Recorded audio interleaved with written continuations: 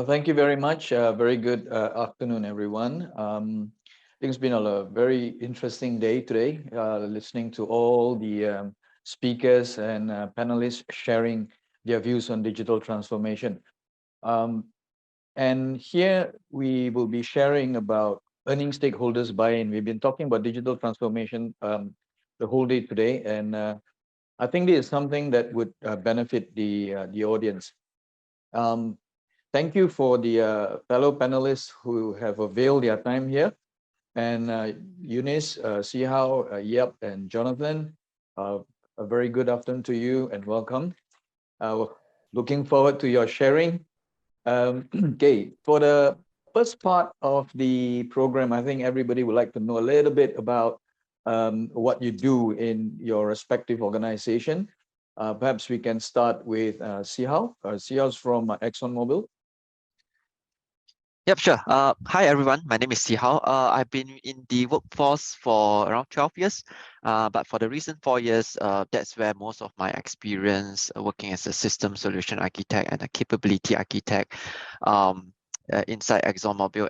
And sometimes people may ask, right, oh, what is the capability architect? So for ExxonMobil IT department, we sort of kind of form the organization following the business capability model, utilizing some of those practices that EA has, right, to kind of reduce redundancy, duplication. So I'm actually under the kind of manufacturing capability, so has been focusing a lot on the solution deployment utilized by our refinery chemical plants.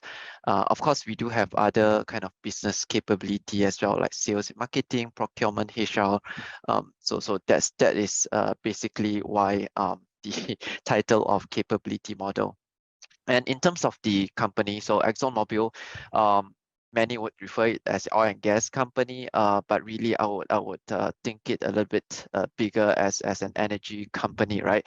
And the vision or the kind of purpose of the company is to really focusing in providing and supplying reliable and affordable energy to really fulfill the kind of community and society needs, right? And of course now I think with the low carbon challenges, demand from the society, so those are actually one of the kind of dual challenges that the company is focusing on. So very much looking forward in terms of sharing some of my insights. I did kind of solicit some of the feedback, information, experience from some of the other more experienced EA practitioner in the company. So more than happy to share that later on. Oh, great. Looking forward to that. Yeah. Okay, we've just covered a large organization. That's where you come from. Now let's move to the other side. This is a private company, right? And now we move on to a government agency. And Eunice, you're from an agency, and would like to share what you do there. Yeah, sure. So we have a small outfit and I'm leading it now. And as to what are we doing, it is more of a pragmatic approach to EA. So we just want to do sufficient EA. Yeah. So however, we are also exploring how to do this better, right? Because with the changes in business needs, as you know, there are more digital natives out there. The demand, for personalization of information and online accesses are actually increasing. Yeah, so the challenge is always there. And for me, I'm always glad that there's because of the challenges, there's always the need for us to improve how we do things, and that's why we are always looking at transformation. Yeah. Well, thank you, Eunice. So we are looking forward to hearing the perspective from a government agency and compare that with also the enterprise kind of an organization. Next, we'll go on to Jonathan. Jonathan, you're from Linfox. Tell a little bit about, share about that, what you do there. Sure, thanks very much. So I'm John Gardner. I lead the strategy and architecture function at Linfox Logistics, which is a privately owned Australian company, but has subsidiaries in a number of different countries across Asia, and quite a diverse selection of business services. So we offer almost everything in supply chain, from service logistics, all flavors of warehousing and transportation, automation solutions that are associated with those operations, 4PL, order to cash, distributor business, visibility, as is the hot topic in supply chain. But we also manage our own fleet, and that's something we're very famous for. So we have a lot of capability around that as well. So we have consequently a very complex organization, a very large number of business partners involved in delivering all of those customer services, a huge amount of technology, and actually a surprising complexity of systems, processes, and business services supporting all of that. And I just want to say kudos to anybody else out there working in logistics, because I think it can be underestimated as a business, the complexity of problems that we face every day to implement for customers, but also to transform our own organization, are honestly as complex as anything out there in the world today. Well, thank you, Jonathan. Yeah, that's interesting, because you are from an industry that is global as well, and with varied different services you're providing, and you're managing your own fleet. I think that's a lot. Yeah, I'd like to hear how EA has helped later on the Linfox with this. And without further, not last, but yep, share a little bit about E.co. It's very interesting. Tell us a little bit more about E.co. Sure. Firstly, good morning, good afternoon, good evening, wherever you are. Hi, everyone. Before I answer that question or introduce E.co, maybe just for Jonathan, I can understand and appreciate, simply because I came from that background as well, logistics and transportation. So that's what keeps us awake all day, all night, right? So again, my name is Yap.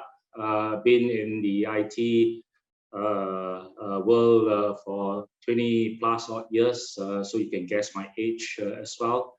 Been in many senior IT roles and worked in many locations as well.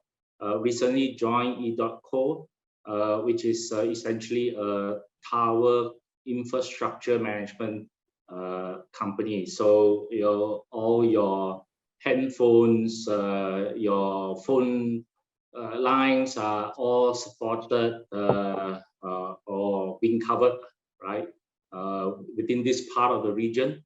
So E.co is a subsidiary of Axiata. We are predominantly within the Asia region, Southeast, as well as the northern part of Asia. So I think that's a little bit, and E.co is currently embarking on the journey, the EA journey, given that I think everyone is looking forward to 5G and full fiber. So that's what we are all looking forward to. So what's your role there? Sorry, I'm the head of EA. EA. So you have your work cut out for you. Yep. The sleep, no sleep continues, I guess. Okay. Yeah. Okay, that's great. As for myself, I'm Morgan. I've been in the industry, in different areas of the industry. I started off in logistics, General Motor, and doing distribution in the Asia Pac. Then I went on to the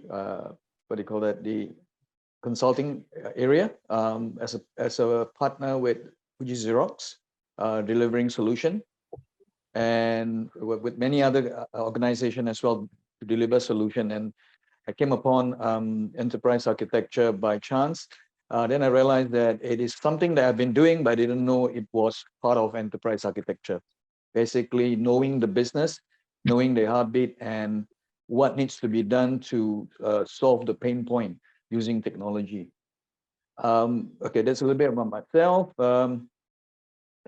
We all know, I mean, we've been listening to the other speakers in this session, where they talk about the the role enterprise architecture play, the value they bring, and how they bridge the gap between the digital divide for for companies to develop innovative business model. I'm sure there are challenges doing this, and it is every day. And someone said like 70% of this digital transformation would not take place as what they would like.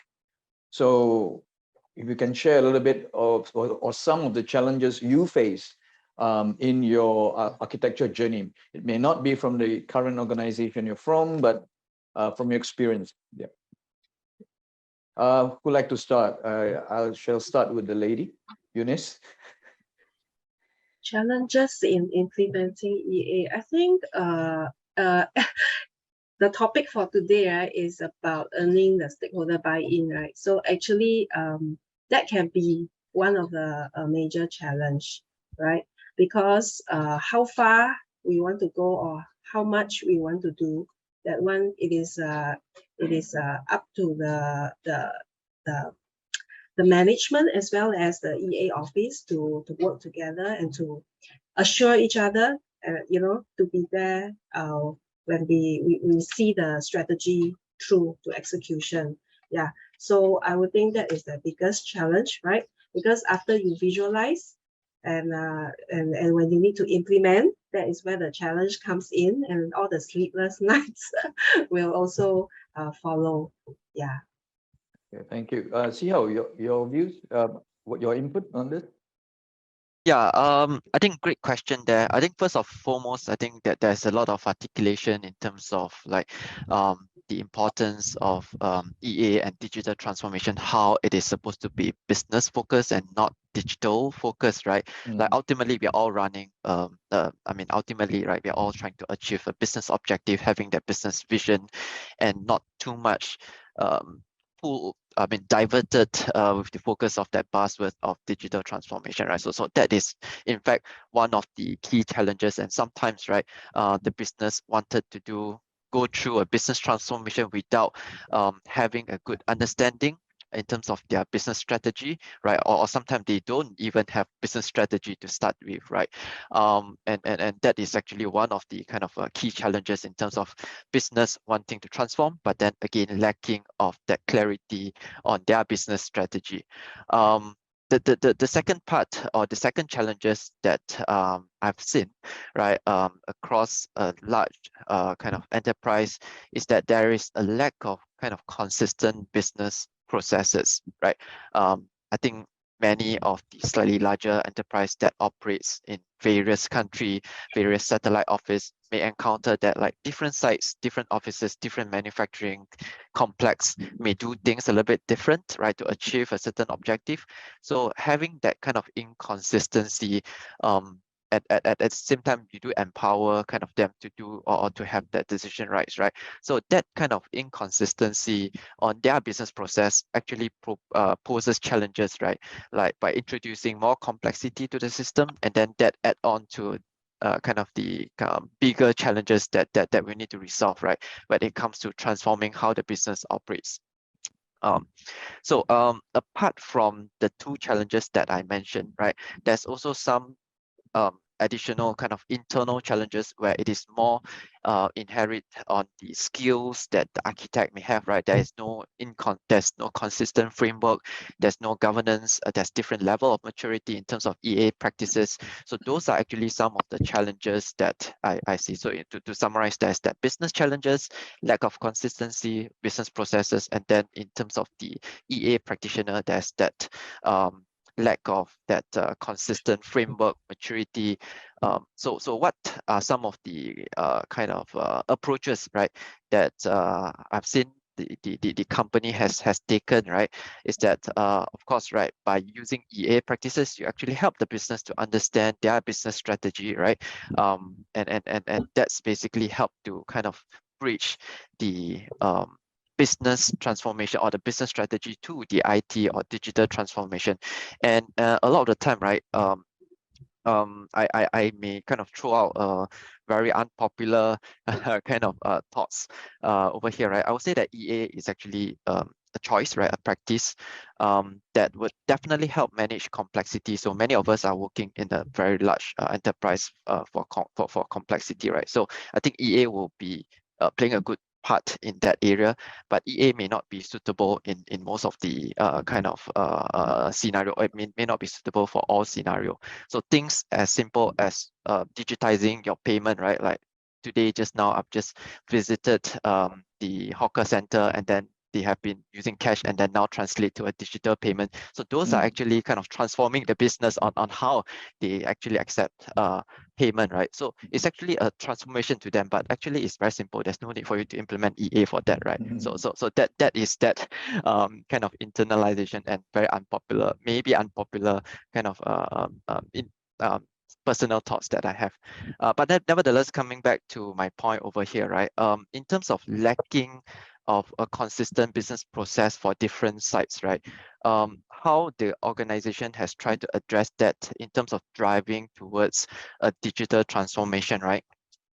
Is that we started to recognize that there's the importance to have a strong governance, and that's where there is a need to really appoint a global or enterprise process owner to really take on that ownership and to really have that autonomy, that support from the higher management to really provide them with that autonomy to decide, okay, what are some of the business process that we wanted to harmonize, right, consistently across, so that to divert that kind of spaghetti or complex, or to introduce more complexity from a business process perspective, right?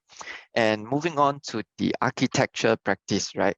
For the inconsistency framework, or for the different level of maturity, I believe that that's where many of the organization that has started to have that Office of Enterprise Architecture. In our case, we call it the Office of Modern Architecture, OMA.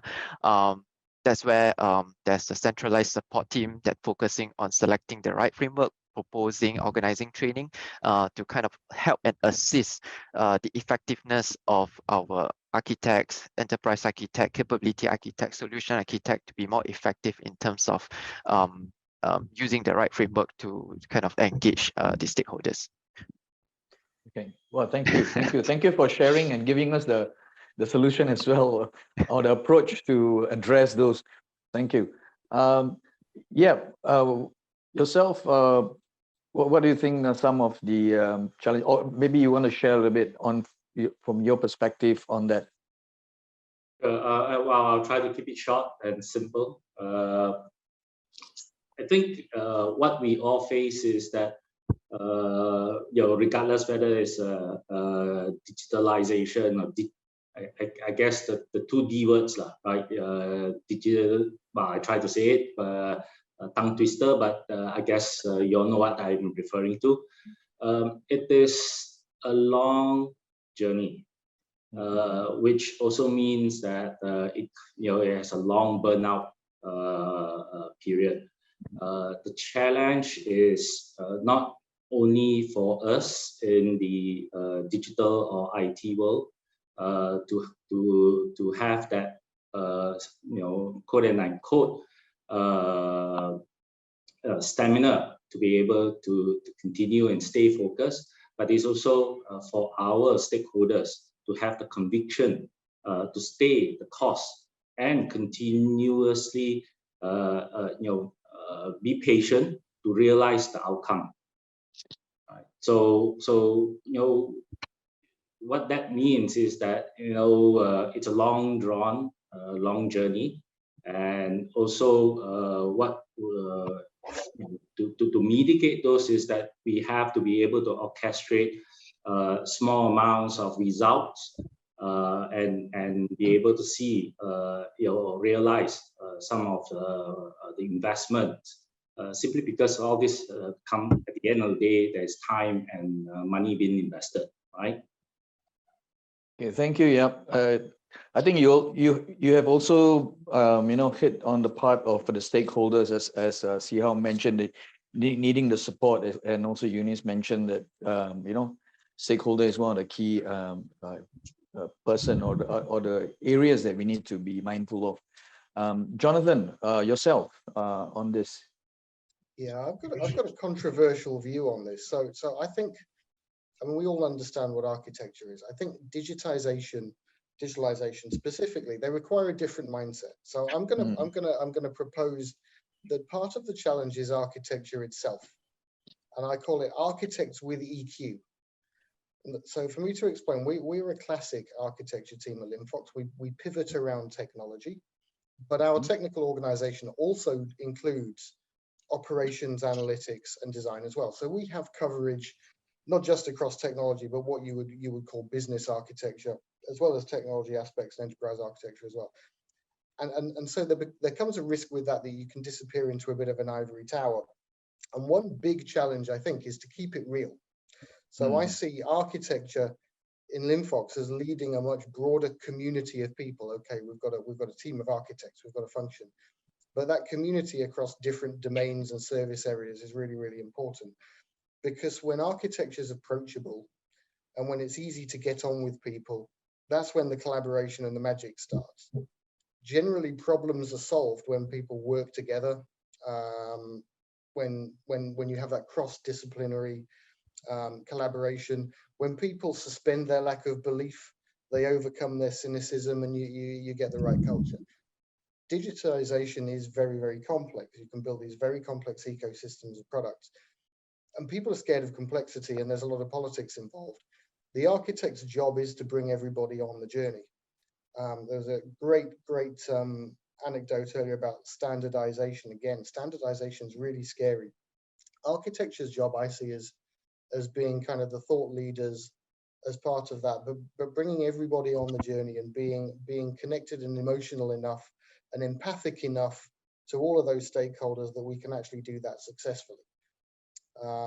So that's kind of that's where I see as the challenge, because that does change slightly from a traditional culture of architecture in some companies anyway, as being to control and police.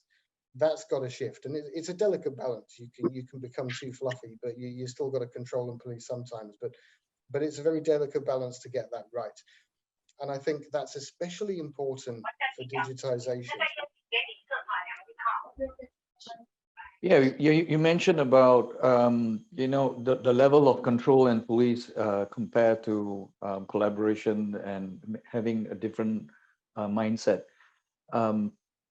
Yeah, that's interesting. And you mentioned about bringing people on the journey and having them collaborate. I think it's still about people at the end of the day that we need to convince and work with and communicate.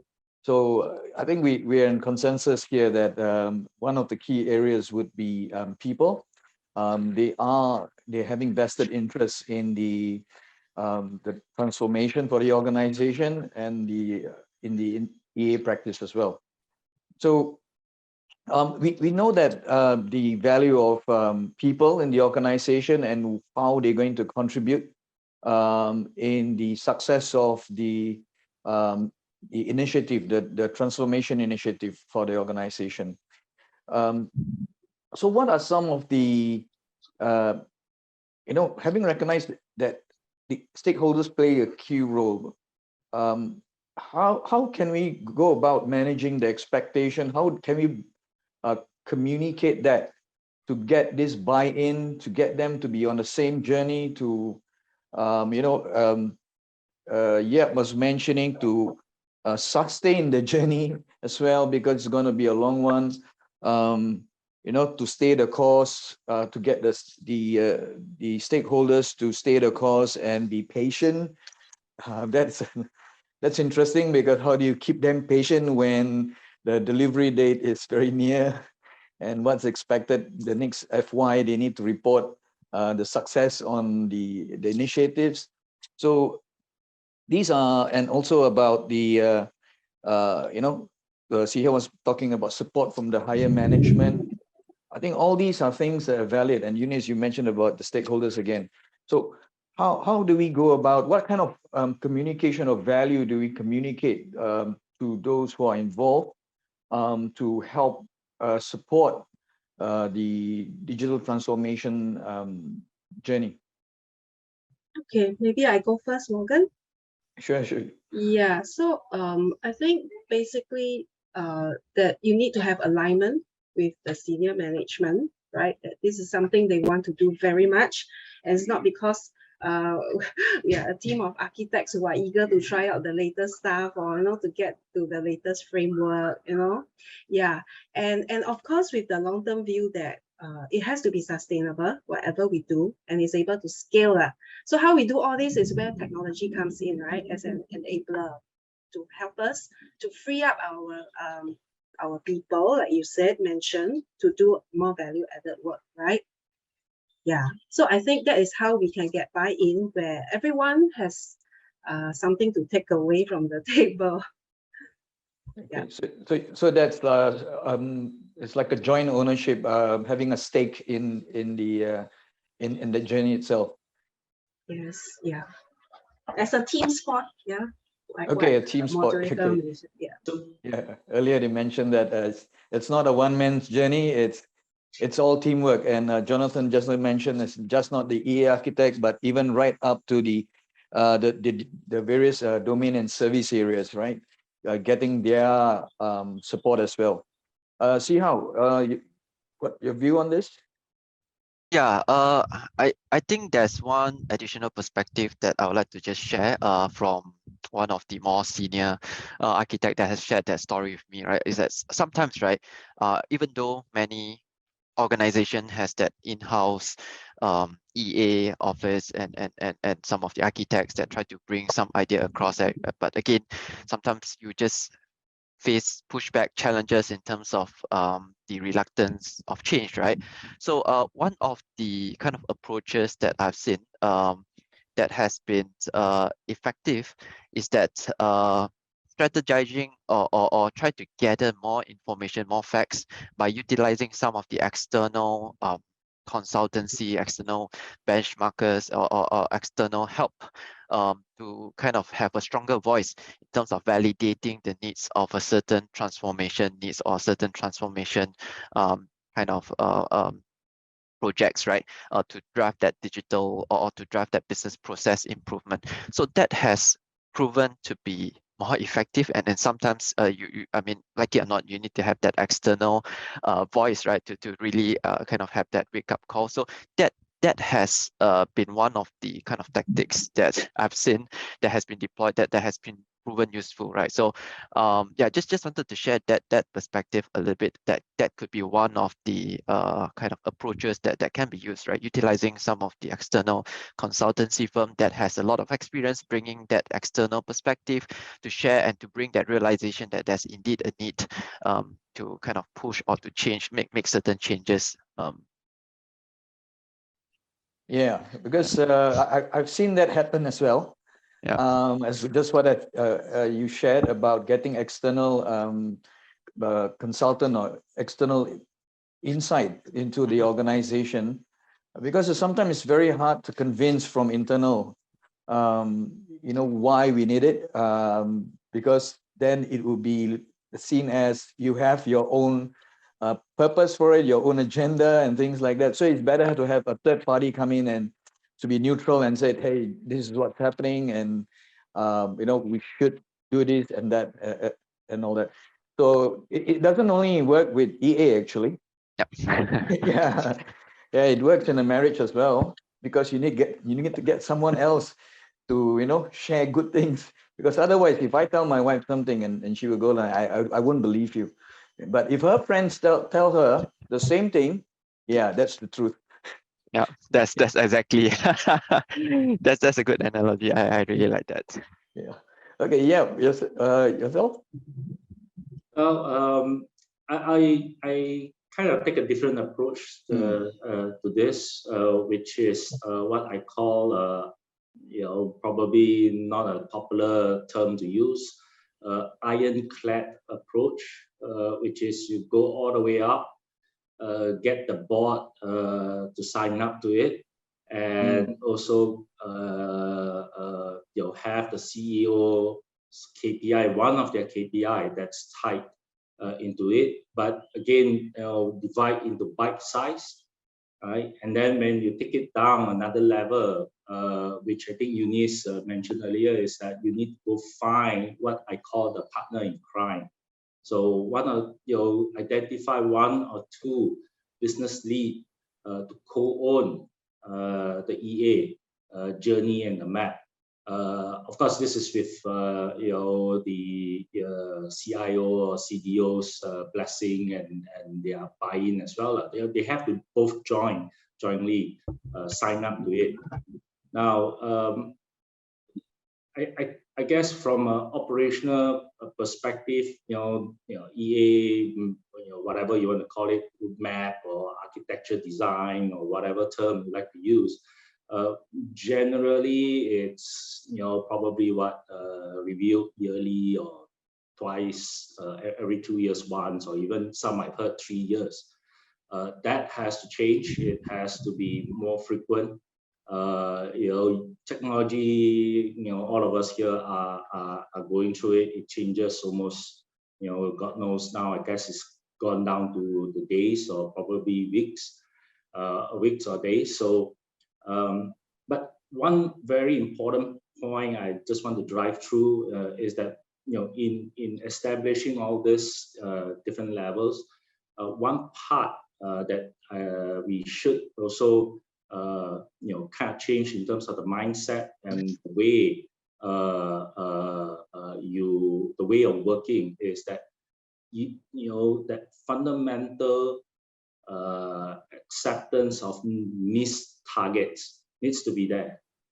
Sometimes the plan and the design looks great, but when you get to that point, you're not getting there, and that is the part that you have to accept.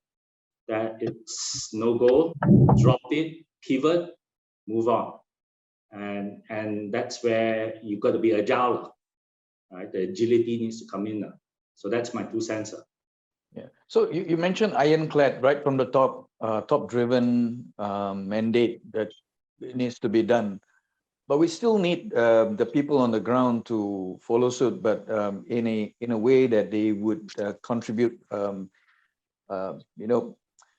Not with their arm twisted, I would say. So, is there how would you do it? How would you then get the other team members and the various department or units that you work with to be on board based on the it's a top down, but what else do you do to bring them over, win their heart? How do you do that?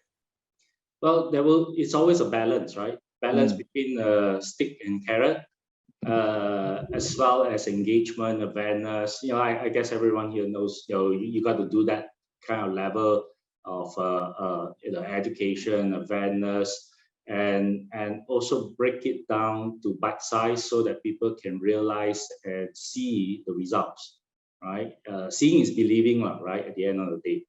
Right. So long gone were the days that a 1 year, 2 year project, then we will see the outcome, right? So you got to break it down so that you celebrate each and every one of those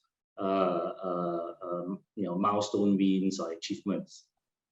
Okay, that means recognize the value of the contribution of the team members on the successful, and more importantly, traditionally, when each of the milestones gets achieved, celebration is kind of done within IT and digital, right? Organization.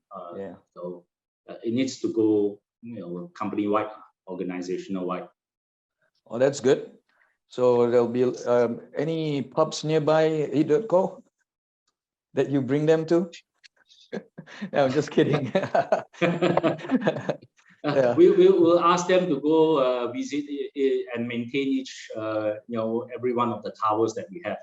Okay. How's that? Oh, that's challenging. Climb every tower. Right? Oh, climb every tower. Okay, I thought it was that beer tower you're talking about. Okay, kidding. Jonathan. I have to second the motion. Take them to the pub. Take the stakeholders to the pub. Break down the barriers. I think, and I'm actually quite serious. That probably doesn't work in some countries. Try that in Saudi Arabia, but certainly in most of the world, that's a good technique. I mean, I think I think one of the art forms of architecture is making people think it's their idea. And following on from that as a corollary, you have to be happy for them to get the credit. Yes. So you have to suspend your ego. I think that's a big tip, and that's how you deal with stakeholders. I mean, I think the journey of architects is a good way to explain this. You know, most people start their careers, and you know, people want to be an architect. It's a fancy job title, and they start off thinking architecture is about technology, and then they think, oh well, it's about platforms and infrastructure, or code, or integration, or functionality, process capabilities, organization, governance. They kind of go through this whole life cycle, and then they get a bit depressed because they get to the end of it and they go, shit, I don't know what architecture is anymore. But then they get it and they realize that architecture is about people, really, and so that's the key. And I think EA helps, or architecture as a community helps, by creating that community. It creates that culture of collaboration, and that's powerful because it leads to buy-in and it leads to ownership, and that's what makes things happen in the end. I think if you think about a typical digital ecosystem, there are so many different components there. Anybody who believes that they can completely understand every aspect of it and analyze it all is probably kidding themselves. So you need that community, you need that collaboration to happen. That's really critical. So I think that's my tips on dealing with stakeholders, as well as making sure that when the conflicts happen, then you take them to the pub. Okay. Well, I like the point on suspend your ego. I think the architect's role in architecture, what we do is, I think, making the stakeholder look good, and then make sure they hit their KPI, so that they will support you more. I like that. Let them think that it's their idea, okay? Because then they will take ownership for it. Yeah, that's a good line. Good. So anyone else want to share on this area? Any more? I mean, you want to share a little bit more or add on to the other panelists' contribution here? Maybe just to add on, right? Besides aligning, engaging them to let them think that, hey, this is our idea, and you are for it. Another attribute I think we need to have is to have a listening ear to really know what are their concerns, right, that we need to address. And it's not just buying the latest tool, unfortunately. That's all. Okay, so it's not about tool. I think Jonathan also mentioned that it's not about the platform or the tool and all that. It's more about people, working with people and convincing them of the value.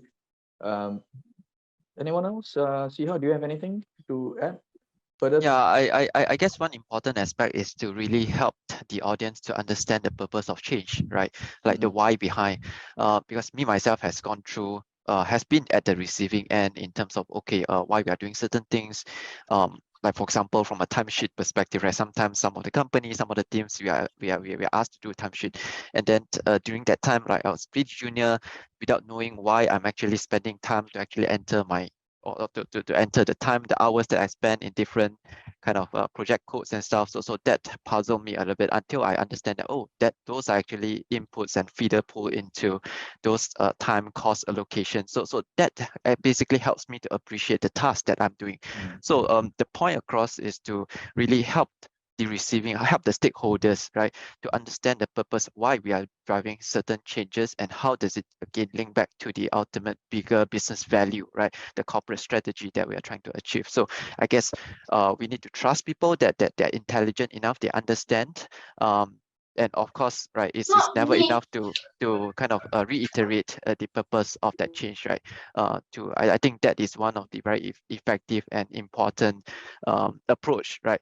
In terms of getting their buy-in, and sometimes it can be easily overlooked, right? So yeah, I think to communicate the reason for the initiative, the change, yeah, it's one thing to keep everyone on, informed and be part, so they know where the journey will lead them to, and what role they play in it, and how they can contribute. Yeah.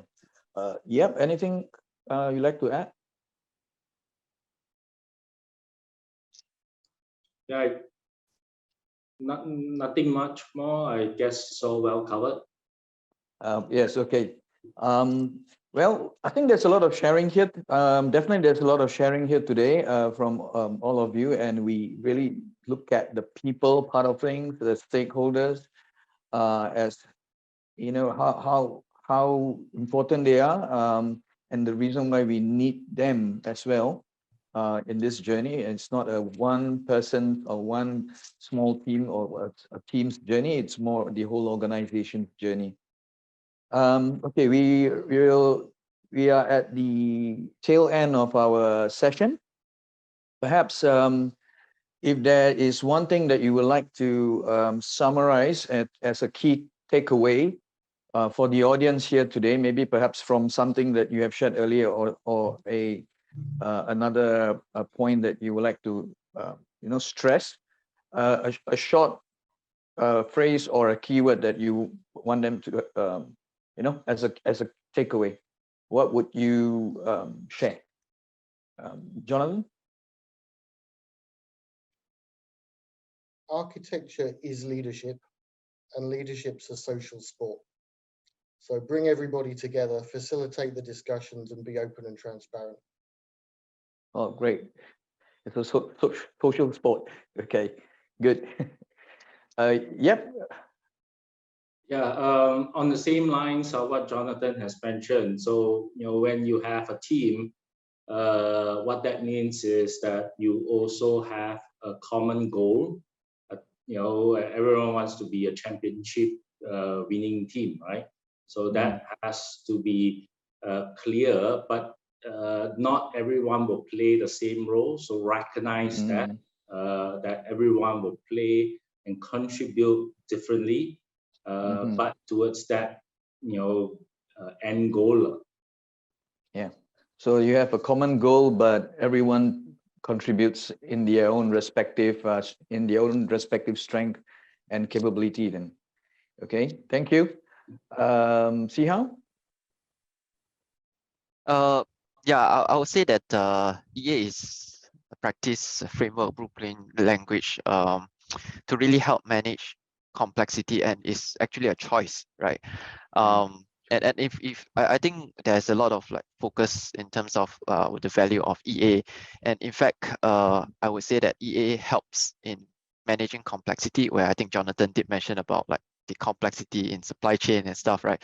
So yeah, I would say that there will be a lot left on table if you're not using EA, but again, right, my personal belief that EA is a choice, and sometimes life will have maybe other higher priority that resulted in making tough decision that EA may not be selected as one of the priority. But nevertheless, I would say that I think a lot of the organization has realized the value of EA, and I think EA is going to be a key to help to enable a lot more of the digital transformation. So yeah. Thank you. Eunice, takeaway? Yeah, for me, it's along what Jonathan and Yap they emphasized.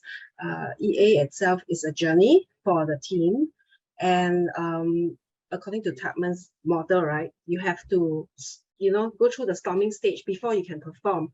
So storming stage, it means that we really need to take in one another's viewpoints. I think that is very challenging itself, right? Because we all come in with different skill sets, mindsets, and even targets, right? Some of us want to go big, some of us want to start small. So I think it's a lot of conversations, right, along the journey, and hopefully it's a happy journey and reaching our goals together.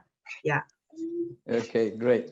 And Morgan, yes, just before you forget, since it's a team, EA needs to be that the best of the best coach, right? To lead the team, set the strategy, go through the training, the routines, come out with a plan, and beat. So I believe E.co has a very good coach already. That's trying, you. getting that, Okay. getting that. Okay, great. Okay, we come to the end of the session. There are some questions. Now is the time for a few questions because you're already in the 45-minute mark. There is a question posted to the panelists. If the financial organization business involved multiple external parties, how could EA be able to help align the needs and specific requirements of each involved party? Is there anyone who would like to take this question?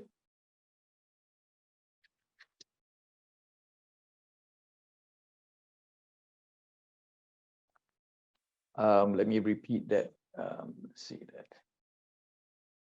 I think Okay. I could offer a view, which is that if there are multiple parties involved, sometimes it's very important to have an impartial negotiator to help understand everybody's positions, understand the complexity of people's concerns, as Eunice pointed out before. There are many ways to do that, but one organization that could help would be EA, because they do have that ability to manage the complexity. They can be impartial, and they can understand the concerns of the people with the experience level of the people who typically work in EA. So even though that might not be something that EA would be involved in, or maybe they would, but I could certainly see EA adding value in that situation. Yes. Okay. Yeah, I can share a little bit of perspective, right? I mean, especially involving multiple external party, or sometimes we even say involving multiple stakeholders, right? It's really getting through the prioritization of your stakeholders, right? Understand who has the highest impact or highest kind of concern, right? That you really that will really impact your business, and then from there, it will be easier in terms of getting that specific needs requirement, and then that would translate into your needs and requirement prioritization as well. So it's really going through that prioritization exercise, right, of your stakeholders, and then that would translate to kind of having to help in terms of prioritizing your requirement. Okay, so I hope Safrul get benefits from that answers, and also the other audience who are facing similar challenges. Okay, having multiple parties that they would need to coordinate with, handle them, orchestrate. I would say, how do you orchestrate them? Yeah, I think that's another question, but I believe this. Okay, this question is: can EA be implemented on a growing organization where there are a lot of and often changes in the organization structure? I mean, what are the pros and cons to be implemented in this condition? I think I'll share a little bit on this, because I was working on an EA initiative for an organization with only 60 people, but it's an organization that would need to generate information or data for members of parliament when they have a question on employment. So this particular organization would need to go through their data, information that they have, spreadsheet that they have, to come up with the numbers, so that the next day the minister would, or the member of parliament would be able to share that information. Now, while we were halfway through that, okay, the organization doubled in overnight. I would say overnight, because the next day when we came in, they have already absorbed another 80 people from another department in the government agency, and they're trying to merge them in. So it was a good thing that we were there, because we could help them organize or map out how they would collaborate, because they have the org structure, but the collaboration is something that they have not captured in anywhere. So it's only org structure, but how do you work? Who works with who? What's the dependency, and so on and so forth. So that would be the pro, I would say, of having EA in a growing organization. especially when you have changes or when the organization go through mergers. It's something that you need to have insight into, because again, the question is which system do we keep? Both? Do we keep one, etc., etc.? The cons would be, I would think, if you're putting EA in it, EA is going on and there's a lot of changes. Yeah, you need to manage the stakeholder on this, because the stakeholders' focus is not so much in the EA perspective, because they're focusing on the bigger picture of these huge changes that's coming.